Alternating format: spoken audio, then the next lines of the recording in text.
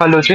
आज के पहले वीडियो में हम बात कर लेते हैं मोतीलाल ओसवाल के बारे में। देखो, ब्रोकिंग कंपनी है, इसमें कुछ ज्यादा बात करने लायक है नहीं, बट सिर्फ बात इतनी सी है कि यहाँ पर ब्रोकिंग के अलावा भी बहुत सारे डिवीजन है। जैसे इनका वेल्थ मैनेजमेंट का डिवीजन है, ये खुद अपने अपने म्यूचुअल फंड निकालते हैं और दूसरों के म्यूचुअल फंड का भी डिस्ट्रीब्यूशन करते हैं। मतलब खुद मोतीलाल ओसवाल तो अपना फंड्स निकालता ही निकालता है, अपने अलग अलग भाई एक फ्लेक्सी कैप फंड निकाल दिया, लार्ज कैप फंड निकाल दिया, स्मॉल कैप फंड निकाल दिया, वो तो निकाल ही रहा है, बट साथ ही के साथ अपने दूसरे कंपटीटर के फंड भी बेचते हैं, वहां से भी कमाई करते हैं। मतलब ये लोग एचडीएफसी का फंड भी बेचेंगे, कोटक का फंड भी बेचेंगे, बाकी सारी कंपनी का भी फंड बेचेंगे और वहां से भी कमाई करेंगे। उसके अलावा एक इनके छोटे मोटे थोड़े बहुत और भी डिवीजन है, जैसे हाउसिंग फाइनेंस के इनका डिवीजन है। तो सबके बारे में बात कर लेते हैं। सबसे पहले शुरुआत कर लेते हैं हम मार्केट कैप से। तो 45,000 करोड़ के आसपास का इनका मार्केट कैप है। मतलब ठीक ठाक कंपनी है, मतलब बहुत बड़ा भी नहीं है, बहुत छोटा भी नहीं है। अब आ जाते हैं इनके बिजनेस मॉडल पे कि क्या क्या करते हैं। देखो, सबसे पहले एक एक डिवीजन समझ लेते हैं, जो है एडवाइजरी का डिवीजन। एडवाइजरी का डिवीजन क्या हो गया, जिसमें आप बड़े बड़े लोगों को, एचएनआई क्लाइंट्स को अपने बता दो कि भाई आप ये वाली पॉलिसी ले लो, इतना एफडी करा दो, इतना लाइफ इंश्योरेंस में डाल दो, इतना इस वाले फंड में डाल दो, इतना इस वाले फंड में डाल दो, इतना इक्विटी फंड में डाल दो, इतना डेट फंड में डाल दो। ये हो गया आपका एडवाइजरी वाला business. This is one one component of the revenue. Second component क्या आता है, इनका खुद का ब्रोकिंग वाला डिवीजन। ब्रोकिंग वाले डिवीजन में क्या होता है कि भाई आप इनके प्लेटफॉर्म में जाते हो, एक डीमैट अकाउंट खुलवाते हो, उस पर ट्रेड करते हो। तो आप उस पे एफएनओ का ट्रेड करोगे, इंट्राडे का ट्रेड करोगे, डिलीवरी में तो शायद शायद मेरे को पता नहीं है इनके चार्ज लेते हैं या नहीं देते, मतलब जो भी है, आप इनके प्लेटफॉर्म पे जाके ट्रेड करोगे, इनको एनुअल मेंटेनेंस चार्ज दोगे, एक इनकी ये कमाई होगी। फिर इसी वाले में इनका एक और डिवीजन है, जिसमें ये लोगों को फंडिंग प्रोवाइड करते हैं। तो जैसे आपको कोई भी शेयर अपना लेवरेज पे लेना होता है, तो आप मोतीलाल से पैसा ले सकते हो कि भाई आपकी पॉकेट में 100 रुपए है और आपने डिलीवरी 200 रुपए की शेयर की ले ली। तो ये भी लेवरेज भी प्रोवाइड करते हैं। तो ये इनका सेकंड सेकंड डिवीजन हो गया ब्रोकिंग वाले में। तीसरा डिवीजन है इनका डिस्ट्रीब्यूशन का, जिसमें ये दूसरे लोगों के फंड डिस्ट्रीब्यूट करते हैं। मतलब आप ऐसा मान लो कि एचडीएफसी का कोई म्यूचुअल फंड प्रमोट कर दिया, मतलब आज आप इनके प्लेटफॉर्म पे आ गए ना, अब आप इनके प्लेटफॉर्म पे जाके किसी का भी फंड खरीद सकते हो। अब वो चाहे एचडीएफसी का हो, निपॉन का हो, डीएसपी का हो, एसबीआई का हो, किसी का भी खरीदोगे। और वो आप खरीदोगे तो ये बोलेंगे कि देखो, हमने अपने प्लेटफॉर्म के थ्रू आपका एजीएम 1,000 करोड़ रुपए से बढ़ाया, तो इसके पीछे आपको हमें इतना कमीशन देना पड़ेगा। तो ये वहां से भी कमाई करते हैं। फिर ये खुद अपना भी म्यूचुअल फंड निकाल के बैठे हुए हैं। तो मोतीलाल ओसवाल के नाम से भी आपने बहुत सारे म्यूचुअल फंड देखे होंगे, तो ये अपने म्यूचुअल फंड से भी कमाई करते हैं। तो मेजरली चार ऑपरेटिंग ऑपरेटिंग डिवीजन है इनके पास। उसके अलावा एक डिवीजन है, वो मतलब उसमें ये लोग कुछ मेहनत नहीं करते, बस वो बैठ के कमाने वाला डिवीजन है। दैट इज खुद जो इन्वेस्टमेंट करते हैं उसकी जो वैल्यू बढ़ती है, क्योंकि देखो इनका स्किन इन द गेम है। मतलब अगर इन्होंने 10 फंड निकाले, तो 10 फंड में हर हर फंड में कुछ ना कुछ इनको पैसा डाल के रखना पड़ता है। तो इसकी वजह से वो उस स्टॉक की वैल्यू बढ़ती है। तो इसलिए भी इनको प्रॉफिट ज्यादा मिलता है, क्योंकि भाई वो स्टॉक सपोज उसने डिविडेंड दे दिया, तो वो इनके खाते में आ गया। अगर उस स्टॉक ने कुछ मतलब धूम धड़ाका रैली मार दी, वो डबल हो गया, तो इनका भी एग्यूएम डबल हो गया, इनका भी पार्ट डबल हो गया उस वाले म्यूचुअल फंड का।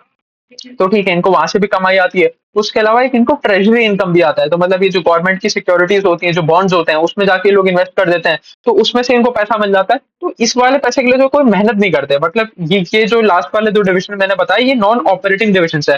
मतलब इसके ऊपर आपको बैठ के कोई दिमाग नहीं लगाना पड़ रहा, इसके इसके पीछे आप बैठ के कोई एडिशनल एफर्ट नहीं मार रहे। ये मतलब एक तरीके से समझ लो एक बाय प्रोडक्ट है कि आप इतना पैसा कमा रहे हो, आपने इन सारी जगह आपने इन्वेस्ट करके रखा हुआ है, और इनसे आपको कमाई मिल रही है। जैसे आप अपना ही केस ले लो। अब आप कर रहे हो नौकरी, नौकरी करके कमा रहे हो सैलरी, बट शेयर मार्केट से भी पैसा कमा रहे हो, तो वो आपके लिए पैसिव इनकम है। तो इनके लिए भी ये पैसिव इनकम है, ये कोई इनके लिए ऑपरेटिंग इनकम नहीं है, इसके लिए कोई लोग एफर्ट नहीं मार रहे।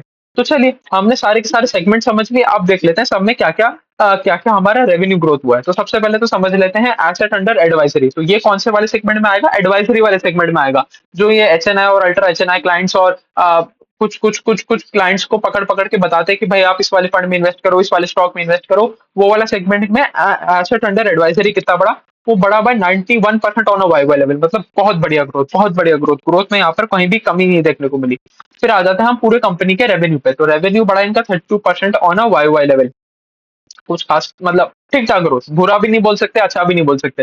देखो 32% on an absolute basis is a very good number. But अगर आप पूरी इंडस्ट्री को देखोगे, सारी की सारी कैपिटल मार्केट्स कंपनी बहुत ज़बरदस्त रिटर्न दे रही है और बहुत ज़बरदस्त रेट पे रेवेन्यू भी दिखा रही हैं। अगर मैं आनंद राठी की बात करूँ, वो 60-70% के आस-पास पे बढ़ रहा है। एंजल वन भी उसी के आस-पास बढ़ रहा है। एंजल वन 70-75% के आस-पास बढ़ रहा है। अगर मैं बात करूँ बीएससी की, बीएससी तो कुछ 182% के आस-पास बढ़ रहा है। तो उस हिसाब से एब्सोल्यूट नंबर नहीं देखना, हमें देखना है कि ये जिस सेक्टर में काम कर रहे हैं, जिस इंडस्ट्री में काम कर रहे हैं, वहाँ पर पेस ऑफ ग्रोथ बहुत ही ज़बरदस्त है। तो ठीक है, 32% को हम अ, मतलब थोड़ा-सा एवरेज की साइड ही बोलेंगे।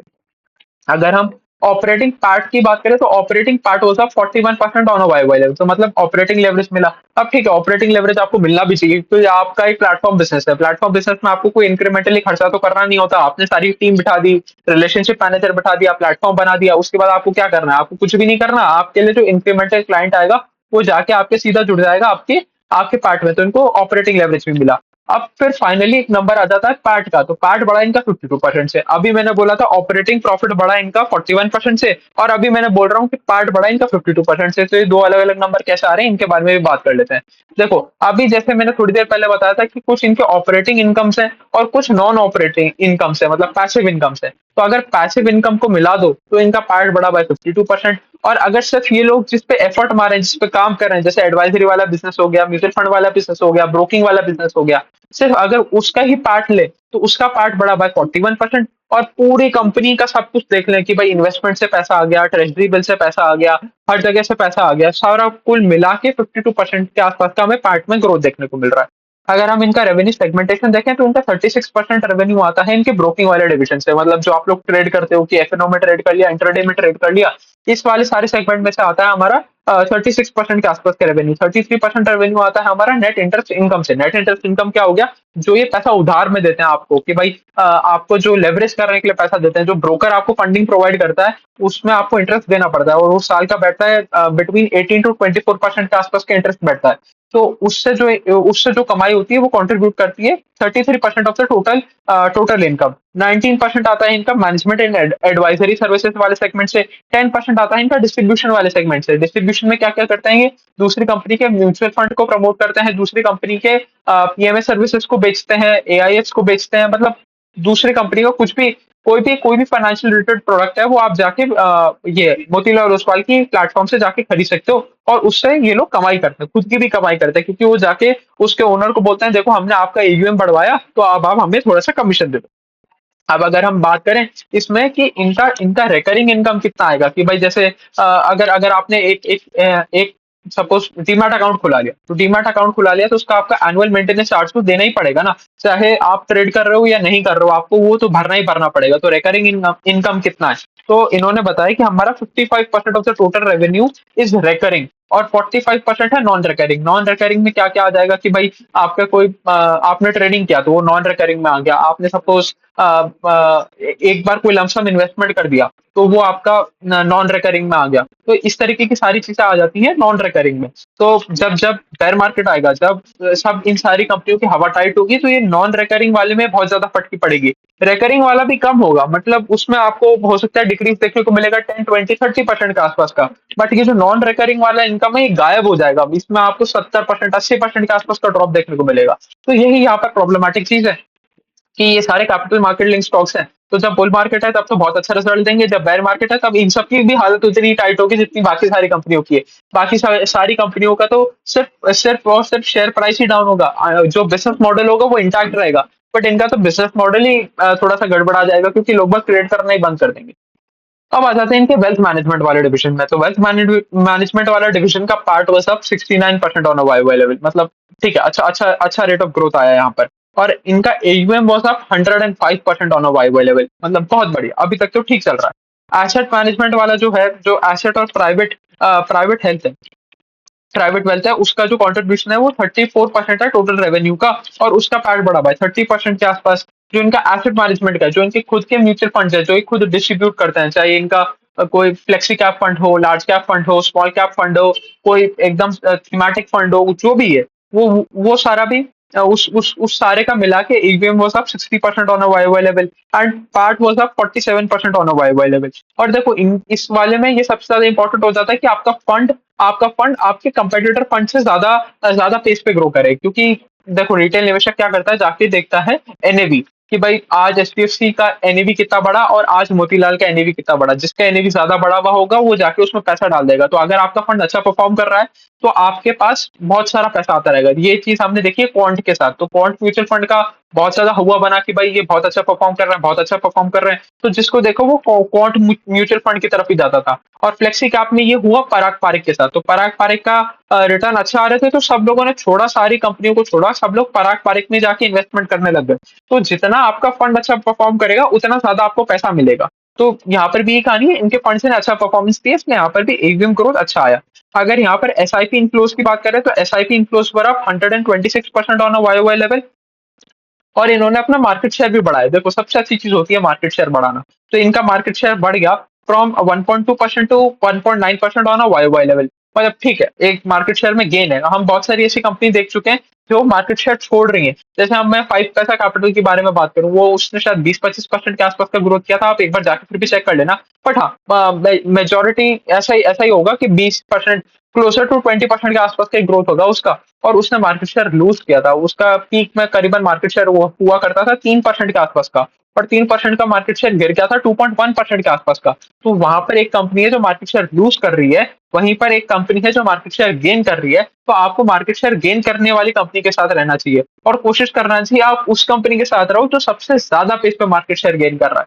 तो ठीक है, इन्होंने एटलीस्ट मार्केट शेयर गेन तो किया। हमने देखा था कि इनका रेट ऑफ ग्रोथ इंडस्ट्री में सबसे ज्यादा है नहीं, बट फिर भी हाँ मार्केट शेयर जरूर गेन किया इन्होंने। अब आ जाते हैं हाउसिंग फाइनेंस वाले सेगमेंट में। तो हाउसिंग वाले फाइनेंस वाले सेगमेंट में कुछ ज्यादा हुआ नहीं, ठीक है, सिमिलर सा ही लेवल था। ग्रॉस एनपीए का, नेट एनपीए का, कुछ ज्यादा पार्ट में भी बढ़ोतरी हुई नहीं। मोर और लेस बहुत बड़ा कंट्रीब्यूशन करता नहीं है इनका हाउसिंग फाइनेंस वाला सेगमेंट। ठीक है, ओके ओके रिजल्ट बोल सकते हैं। और अगर हम फाइनली ट्रेजरी वाले सेगमेंट में आ जाए कि भाई ट्रेजरी से आपको कितनी कमाई हुई, जो आपका नॉन ऑपरेटिंग इनकम की बात थी, तो वहां पर आया 62% का growth on a Y level.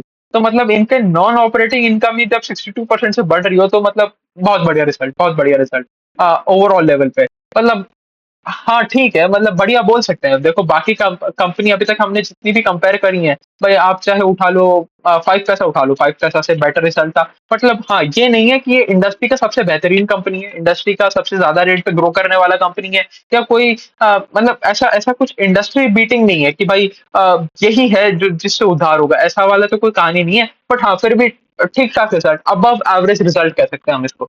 तो चलिए अभी के लिए इतना रखते हैं। ये थी कहानी मोतीलाल ओसवाल की। चलिए, थैंक यू।